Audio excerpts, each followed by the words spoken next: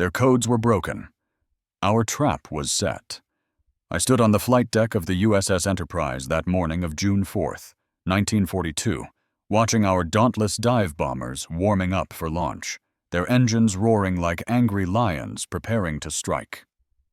The Pacific Ocean stretched endlessly before us, painted gold by the rising sun, deceptively peaceful for what was about to become the graveyard of the Imperial Japanese Navy's proudest carriers. Somewhere out there, 200 miles, sir, northwest of Midway Island, Admiral Chuichi Nagumo's 4 carriers, Akagi, Kaga, Soryu, and Hyu, the same ships that had devastated Pearl Harbor just 6 months earlier, were steaming confidently toward their target, their decks loaded with aircraft, their crews preparing for what they believed would be another easy victory. What they didn't know was that we had been reading their messages for weeks, knew exactly where they would be, and were about to spring the most devastating ambush in naval history. My name was Norman Jack Dusty Cly. Lieutenant Junior Grade and I was a dive bomber pilot with Scouting Squadron 6 aboard the Enterprise, born in Coffeyville, Kansas in 1916. I had graduated from the Naval Academy in 1938. I had earned my wings in April 1941 and had been flying combat missions since the Marshall Islands raids. By June 1942, I thought I understood carrier warfare, but nothing had prepared me for what we were about to witness, the complete destruction of Japan's carrier force in minutes that would change the entire course of the Pacific War. The ready room aboard Enterprise was thick with cigarette smoke at 0400 hours on June 4th. Lieutenant Commander Clarence Wade McCluskey, Jr. Our air group commander stood at the front with his pointer. McCluskey was a 1926 Naval Academy graduate who had taken command of the air group just 2 months earlier. Gentlemen, McCluskey began, the Japanese carrier force has been located approximately 200 miles northwest of Midway. He tapped the map. 4 carriers. Akagi, Admiral Nagumo's flagship, Kaga, Soryu, and Hiryu, accompanied by 2 battleships, 2 heavy cruisers, and 11 destroyers. These weren't just any carriers. These were the heart of the Kidobhai, the Mobile Strike Force. Akagi and Kaga were Pearl Harbor veterans, massive ships that could launch over 60 aircraft each. Soryu and Hiryu were newer, faster, equally deadly. Together, they carried 248 aircraft and the most experienced carrier pilots in the world. Commander Joseph Rochefort and his team at Station Hypo have been reading the Japanese Naval Code JN-25 for weeks. McCluskey continued, "We know their entire operation plan. They'll strike Midway at dawn, then wait for our carriers to respond so they can ambush us. What they don't realize is that we're already here." The intelligence officer explained Operation My Admiral Yamamoto's plan to capture Midway and destroy our carrier force. It was elaborate, perhaps too elaborate.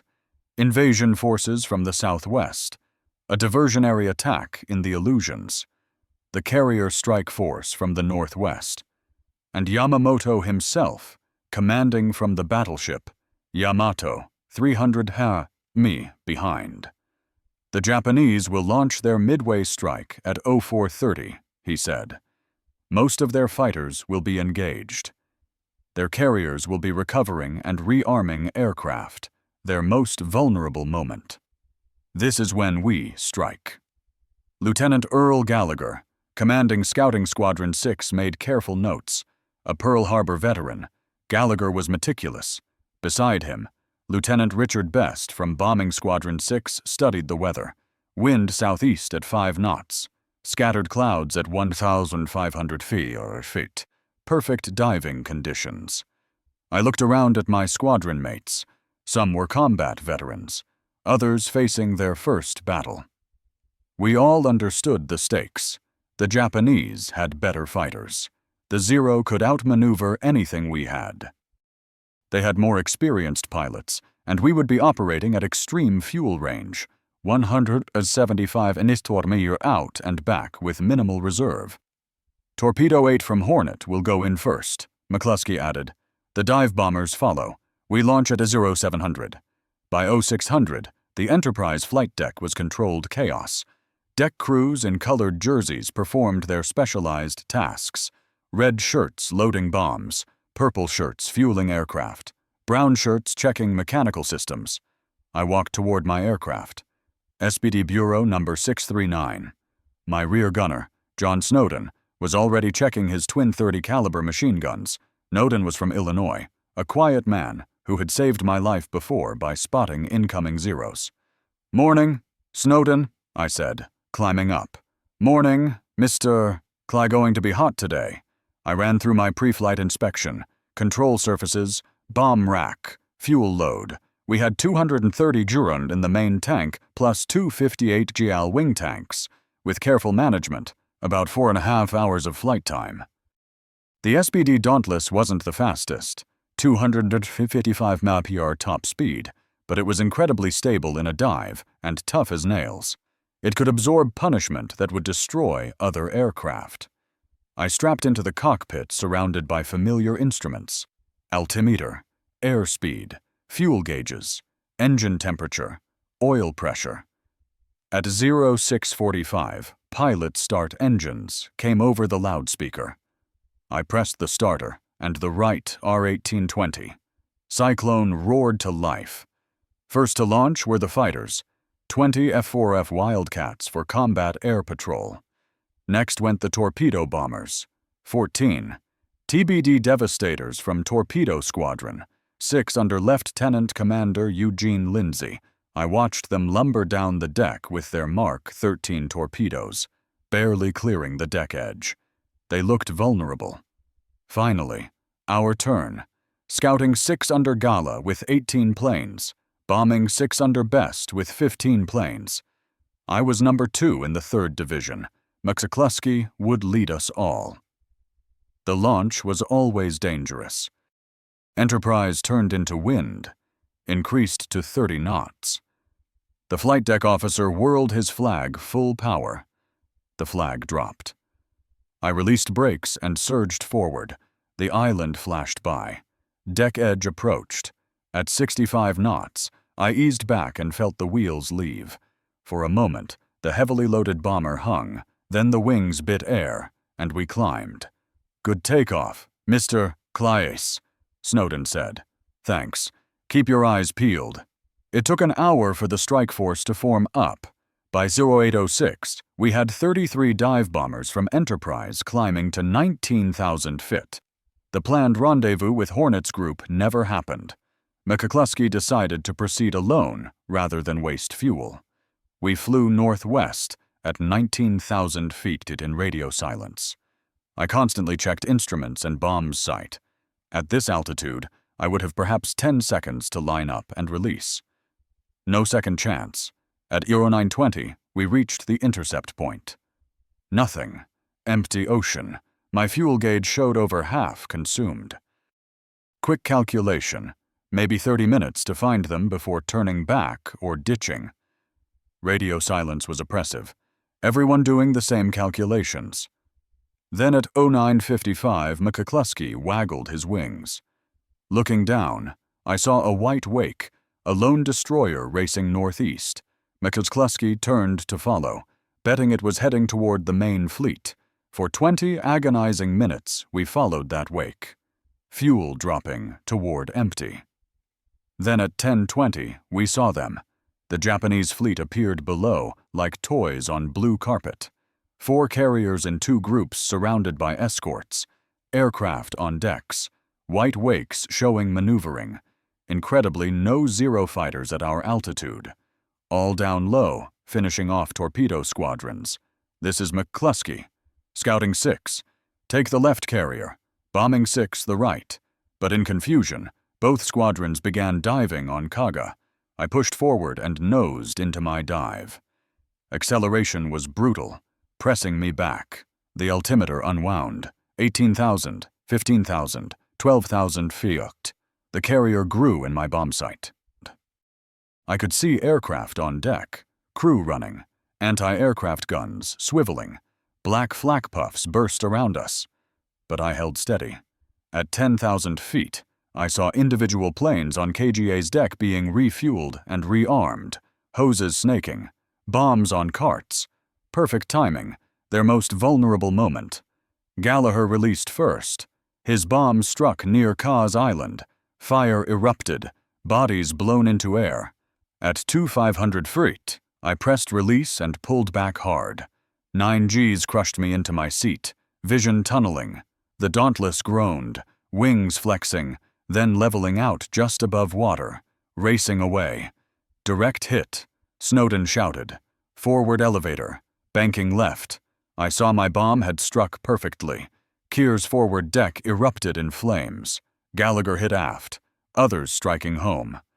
Within seconds, 4 direct hits and Kaga was engulfed stem to stern. Simultaneously, Dick Best pulled out early. Realizing the error, he and 2 wingmen headed for Akagi. Best put his 1,000 Legium through Akagi's decamid ships. It penetrated to the hangar and exploded among armed aircraft. Akagi became an inferno. At exactly 10 to 22 Yorktown's dive bombers arrived and attacked Soru. 3 to 1,000 Wolby bombs within 30 seconds. The carrier exploded. A fire pillar reaching 1,000 feet. 3 carriers mortally wounded in minutes, pulling away. The scene below was hellish. Kara was a floating volcano, explosions rippling through her. Her forward elevator, tons of steel, was blown completely off, spinning through air before crashing into ocean hundreds of yards away. Akagi burned bow to stern, deck buckling from heat. Tiny figures, crew, jumped into burning oil-covered water. Soryu listed heavily, hull ripped by explosions. She rolled over, hull glistening before slipping beneath waves. 20 minutes from operational to submarine tomb. Over 700 men down with her, but we missed Haryu operating 10 mi north hidden by rain squall. She was launching counterstrikes against our carriers, 0s 3 high. Snowden's guns chattered as 2 fighters dove on us. I pushed forward using our superior diving speed. Tracers whipped past. Snowden's guns went silent. Snowden, you okay hit, but okay. Got one. A 0 trailed smoke spinning oceanwood, but more coming. I stayed low, jinking constantly. Fuel gauge bouncing empty. The flight back was a nightmare. Fuel gauge showing empty, but usually a few gallons remained. Unusable fuel accessible if flying carefully. I leaned mixture until engine ran rough, risking fouled plugs for more minutes. Around me, Dauntlesses struggled, some trailing smoke, others running dry, radio channels filled with desperate calls, engine cutting out going in, ditching mark position, Enterprise, multiple aircraft emergency fuel, 2 Dauntlesses ahead, nose toward water, 1 pilot managed controlled ditching, he and gunner climbing onto wing before sinking. My engine sputtered. Reserve tank last gallons minutes at most. Then Enterprise appeared on horizon. Deck turned for recovery. Emergency fuel. Request immediate landing. Your number 3. Number 3. Watching 2 ahead land. Precious seconds each. Engine missing badly. As I entered pattern, engine quit. Dead stick approach. 1 chance.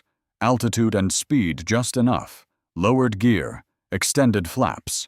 Aimed for number 3 wire. LSO signaling cut. Too high.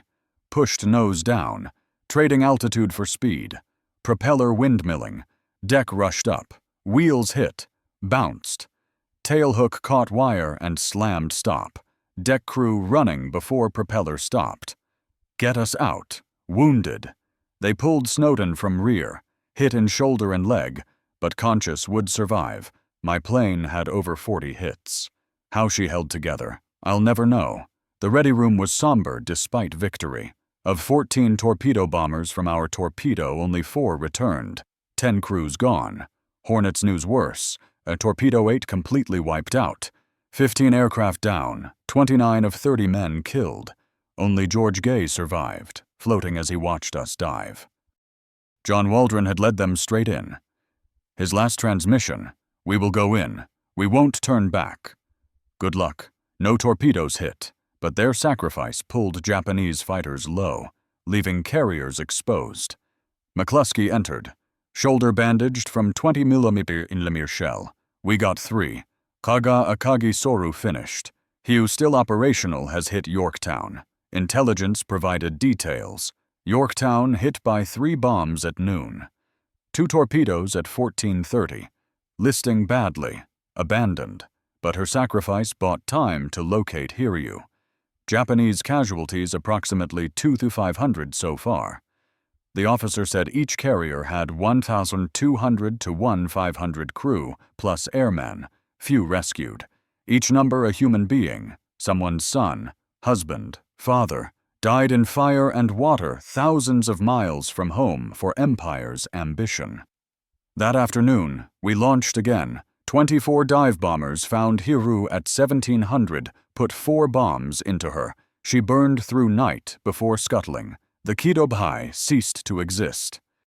In following days, pursuing retreating Japanese, we sank cruiser Makuma. The strategic implications became clear.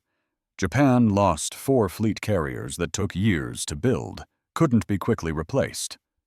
More importantly, over 3,000 trained sailors and airmen, including 100-plus veteran pilots with years of experience, understanding carrier operations in ways that couldn't be taught. Irreplaceable. The Japanese Navy never recovered, started war with 6 large carriers, now had 2, would build new ones, but never again have trained pilots to make them effective. Institutional knowledge of best carrier divisions died that June 4th. For Americans, Midway proved intelligence could overcome numerical disadvantage. Rashford's code arrears gave us enemy's plan, allowing maximum advantage positioning. Without that, we'd have been reacting, arriving late, fighting their terms. Battle revealed critical Japanese weaknesses.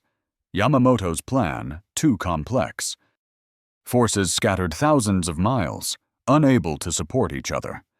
Radio silence prevented coordination when plan failed.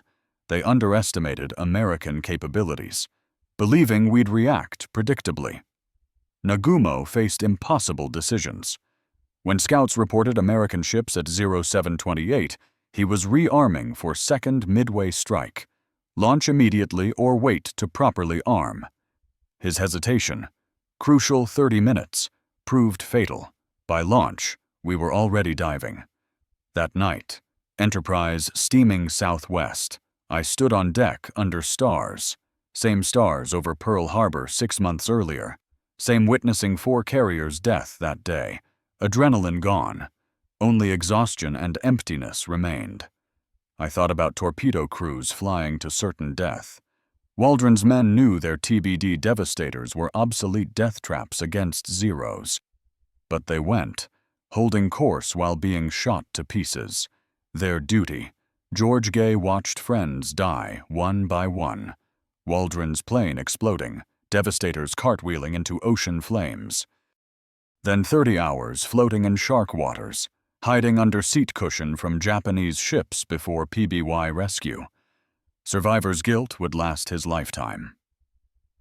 I thought about Japanese sailors I'd helped kill, diving on carriers. You see men on deck running, manning guns, pushing burning aircraft overside. Not faceless enemies. Young men like us fighting for their country. Some Kaga and Agi pilots had flown since China, 1937. Had families. Dreams ending in fire that June morning. Ocean littered with bodies. Destroyers rescued some, but thousands died, burned by oil, shark attacks, drowning. War is never clean, simple, glorious. It's young men dying far from home.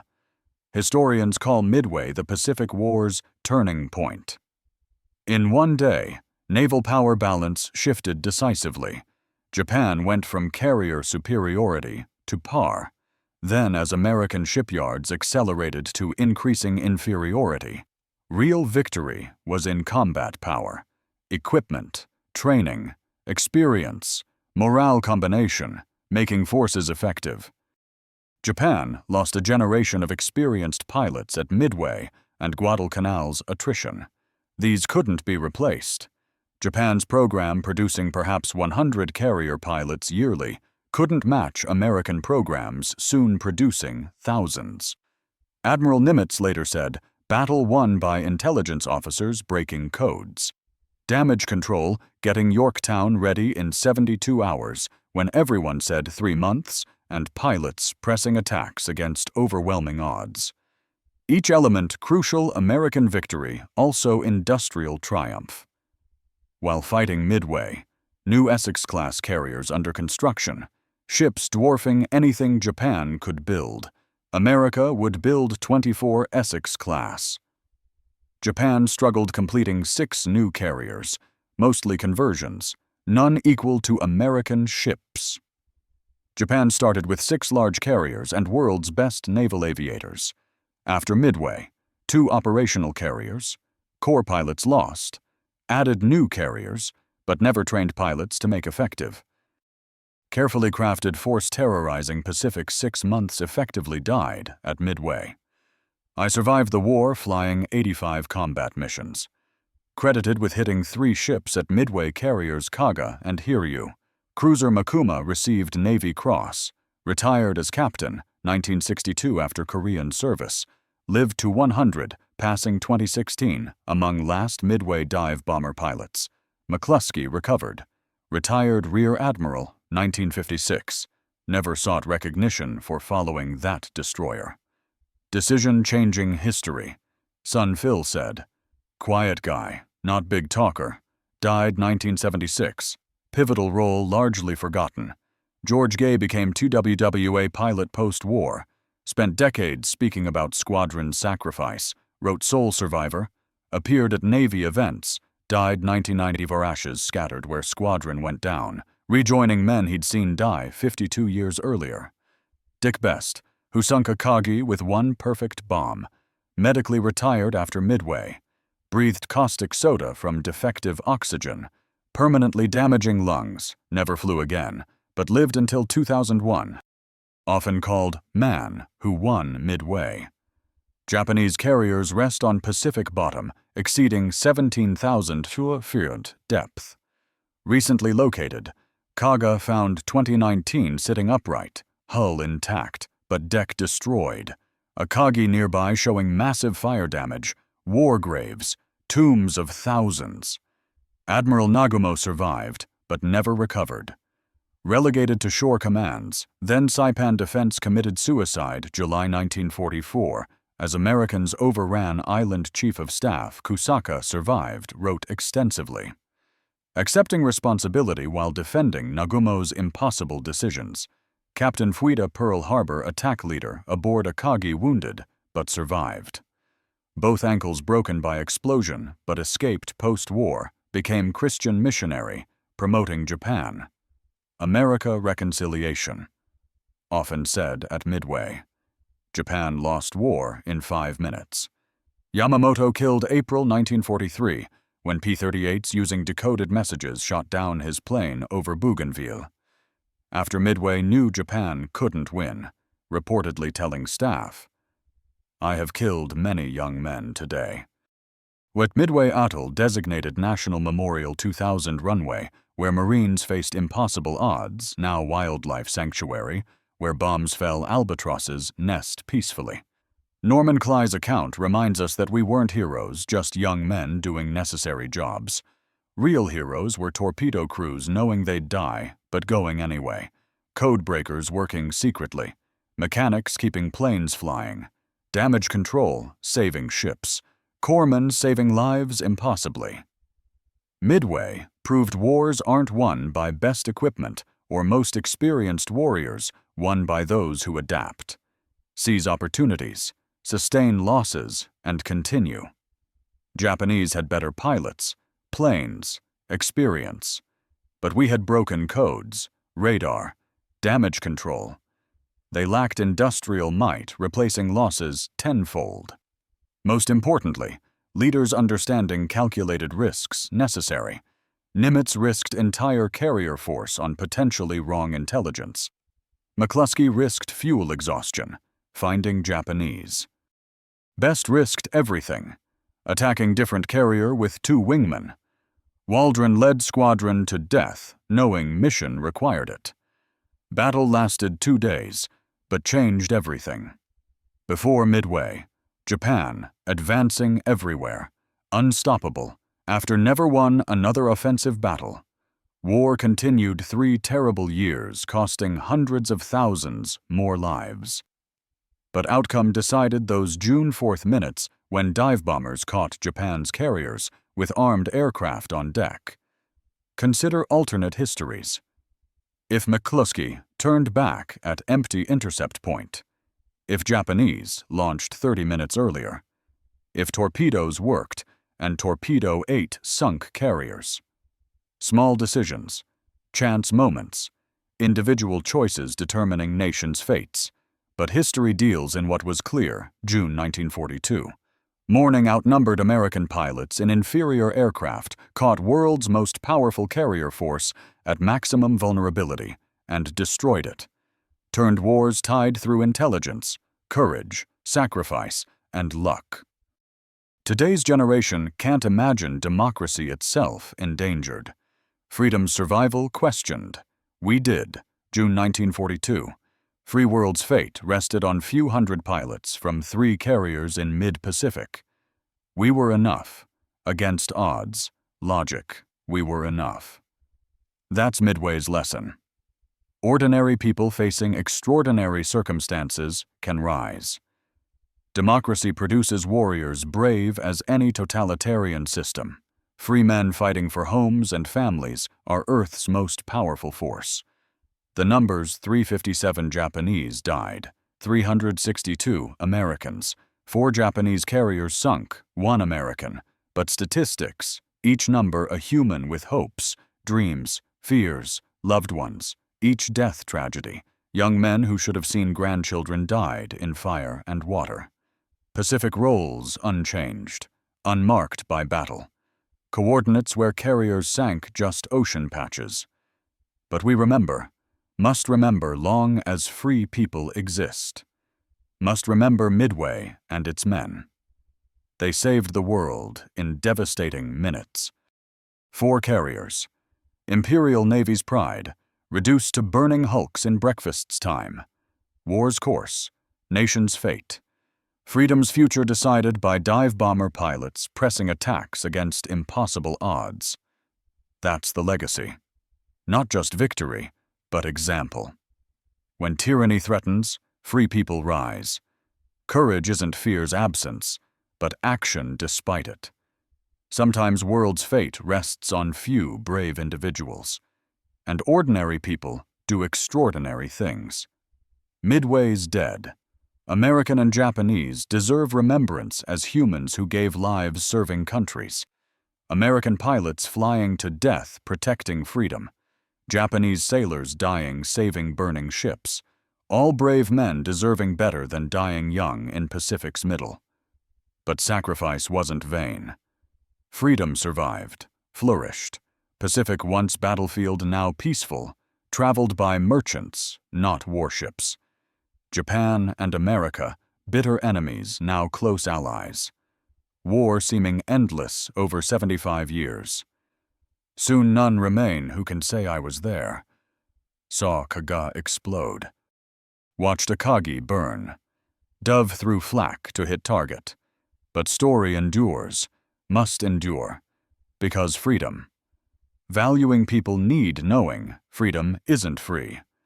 Purchased with blood of men climbing into obsolete torpedo planes, flying to death, diving through flak walls, hitting targets, giving everything, stopping tyranny. That's what Midway did. Stopped tyranny, saved freedom, changed history. In world-altering minutes on clear June 1942 morning, when world's fate balanced and American pilots tipped scales toward freedom,